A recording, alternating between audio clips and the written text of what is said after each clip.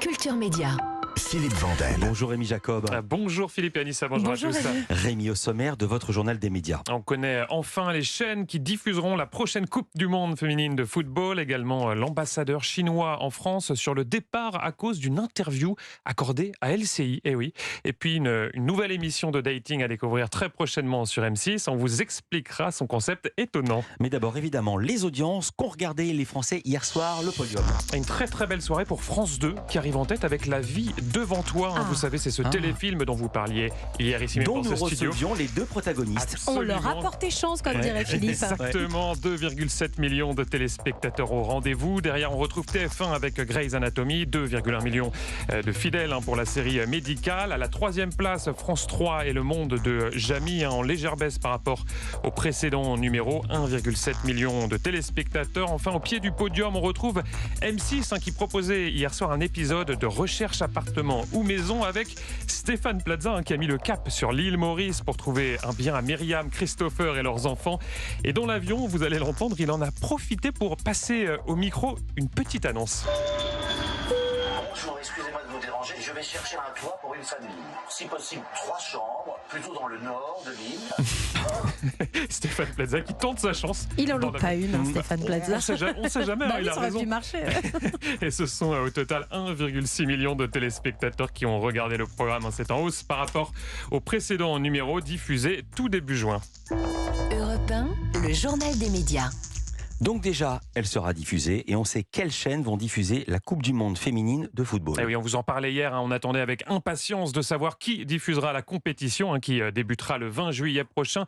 Alors ça a mis un petit peu de temps car les tarifs proposés par la FIFA étaient jugés bien trop élevés dans un premier temps par les chaînes de télévision. Mais ça y est, on a la réponse, c'est France Télévisions et M6 qui en ont acquis les droits. C'est ce qu'ont indiqué hier les deux groupes en fin d'après-midi. On ignore en revanche pour l'instant la répartition des matchs entre eux et notamment quelle chaîne diffusera les matchs des Bleus ainsi que la finale. C'est pas une information diplomatique, c'est une information média. L'ambassadeur chinois en France sur le départ à cause de propos tenus à la télévision française. Et c'était sur la chaîne LCI le 21 avril dernier. Lou Shai, c'est son nom, était ce jour-là l'invité de Darius Rochebain. Ces pays ex-Union soviétique, ils n'ont pas le statut effectif dans le droit international.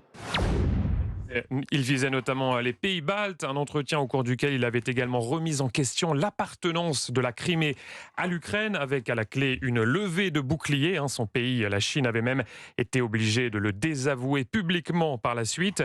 Et selon un quotidien de Hong Kong, cela lui aurait coûté tout simplement sa place et il devrait donc quitter très prochainement Paris. Il est rare qu'un ambassadeur soit viré après une interview sur une chaîne info. À ma connaissance, c'est une première. On enchaîne avec Emmanuel Macron qui va de nouveau rencontrer Elon Musk. Et oui, et cela seulement un mois après avoir reçu le patron de Twitter à l'Elysée. Alors cette fois-ci, l'entrevue aura lieu dans le cadre de sa venue au salon Vivatech qui se tient actuellement à Paris. On va parler d'intelligence artificielle, de réseaux sociaux et de cadres de régulation, a indiqué Emmanuel Macron, le chef de l'État qui a également annoncé débloquer 500 millions d'euros supplémentaires pour développer l'intelligence artificielle et créer, je cite, des champions dans ce secteur. 6 mois de prison avec sursis requis par le parquet contre Jean-Marc Morandini. L'animateur était entendu hier et avant-hier par le tribunal judiciaire de Paris, et cela notamment pour harcèlement sexuel à l'encontre d'un comédien pendant le tournage d'une web-série dont il était le producteur, des faits qui se seraient déroulés en 2015. De leur côté, les avocates de Jean-Marc Morandini ont demandé sa relaxe et estimant que le harcèlement sexuel n'était en aucun cas caractérisé. La décision du tribunal sera connue le 29 août prochain. On va parler d'un dessin animé et de méga stars du showbiz. Les auteurs du générique de dessin animé Code Lyoko accusaient les Black Eyed Peas de plagiat. La justice a tranché. Ouais, elle n'a pas fait droit à leur demande, c'est ce que dévoile le site L'Informé. Alors les faits remontent à 2010 au moment de la sortie du 6e album des Black Eyed Peas, célèbre groupe américain. Un titre baptisé Whenever fait alors bondir les auteurs du générique de Code Lyoko. Alors, je ne sais pas si vous vous en souvenez, Anissa, Philippe, Code Lyoko, c'est un dessin animé français diffusé sur France 3 dans les années 2000. Dans les années 2000, j'étais plus en primaire. On regardait plus les dessins animés. Eh bien justement, en session de rattrapage, je vous propose d'écouter justement quelques notes de ce générique et ensuite, juste après, on entendra la fameuse chanson des Black Eyed Peas.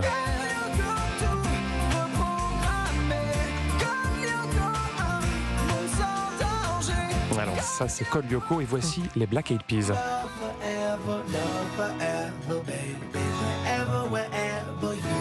Oui, c'est ressemblant. Ah, c'est ressemblant. Hein. Pas la même rythmique, ça Oui. on est sûr. Une ligne mélodique similaire selon les plaignants. Après, évidemment, chacun jugera, mais en tout cas, la Cour C'est d'appel les de quatre Paris... mêmes accords quand même. Hein. La Cour d'appel de Paris, elle, a tranché, elle a débouté les auteurs de leur demande, mais sans juger le dossier sur le fond, hein, car l'action était en réalité prescrite. Et oui, c'est pour ça, comme l'indiquent nos confrères de l'Informé, et c'est donc en cela qu'elle était irrecevable. Une nouvelle émission de dating va arriver sur l'antenne de M6, ce sera le 3 juillet. Je pense que ça va vous plaire, mon cher Philippe, ma chère Anissa. Ça sera en prime time le lundi soir dans la case occupée précédemment par Marié au premier regard. Alors, ce nouveau programme s'appelle Marié au deuxième regard. Alors, c'est un petit peu plus complexe que ça, vous allez entendre. Ça s'appelle Coup de foudre au bout du monde. Alors, ça fait rêver le titre. Déjà, c'est pas mal. Voilà, Ouais. et voici le concept. Il était une fois 5 hommes et femmes qui avaient un jour tout quitté pour réaliser leurs rêves, tenir leur propre maison d'hôte à l'étranger. Mais une fois leur conte de fées professionnel devenu réalité, ils ont découvert le revers de la médaille, trouver l'amour à l'autre bout du monde. Au final, moi, je suis vraiment isolé, je suis sur mon île, je suis pas beaucoup sur le continent. Je cherche quelqu'un de francophone avec qui je peux partager. C'était comme assez niche, hein. C'est une émission de dating pour des propriétaires français de maisons d'hôtes qui sont à l'autre bout de la planète. Ils ont mélangé Love Island avec Recherche Maison. Oui, ou L'amour est dans le pré l'amour est avec dans Marié le au pré. premier regard. Eh oui, c'est effectivement on a mis ça dans la moulinette. Vous avez notamment Alex, il loue des bungalows au Cambodge. Il y a Marc, lui, il a un riad au cœur de Marrakech. Vous découvrirez également Marie-Charlotte et son bed and breakfast au fin fond de l'Équateur. Et le temps d'une semaine, eh bien, chacun va accueillir chez lui 3 célibataires prêts à changer de vie. L'idée, évidemment, bien, c'est qu'ils découvrent au cours de ce séjour le mode de vie de leur hôte, un petit peu comme dans L'amour et dans le pré, vous en parliez quelques instants avec les séjours à la ferme. Et ça s'appelle donc Coup de foudre au bout du monde. Et c'est à retrouver à partir du lundi 3 juillet. Ça le fait, et je viens de comprendre le concept. Comme ils ont des bed and breakfast, ils ont des chambres de libre. Absolument. Ça marcherait pas avec des boulangers. Ça, on connaît. Oui, ça, on connaît. et ça nous dit, l'été arrive, c'est le générique de Fort Boyard, on l'a reconnu, qui arrive également prochainement à l'antenne. Et vous avez raison, c'est un marqueur de l'été, 34e saison pour ce jeu estival qui reviendra sur France 2 le 1er juillet. On a appris la date avec de nouvelles épreuves à découvrir, parmi elles les planches de pirates. Les candidats seront dans un décor de bateau pirate sur une planche et ils devront attraper une clé sans tomber dans l'eau. Autre nouvelle épreuve, celle des catacombes. Catacombes avec la participation d'un nouveau personnage. On vous en avait parlé ici même sur Europe 1 il y a quelques semaines. Il s'agit de Mauvaise Passe. Mauvaise Passe, est-ce que vous vous souvenez, qui sera donc la collègue Oui, de c'est travail de passe-partout. De et passe-partout. de passe-temps. Absolument, vous avez bien suivi. Bah on suit, le journal des médias, c'est tous les jours dans le Culture Média, évidemment qu'on suit. On vous écoute On très est là, bien. on vous écoute. Vous savez quoi, on a même un casque et on a même le texte sous les yeux. Salut Rémi Jacob, il découvre la radio. À demain. À demain.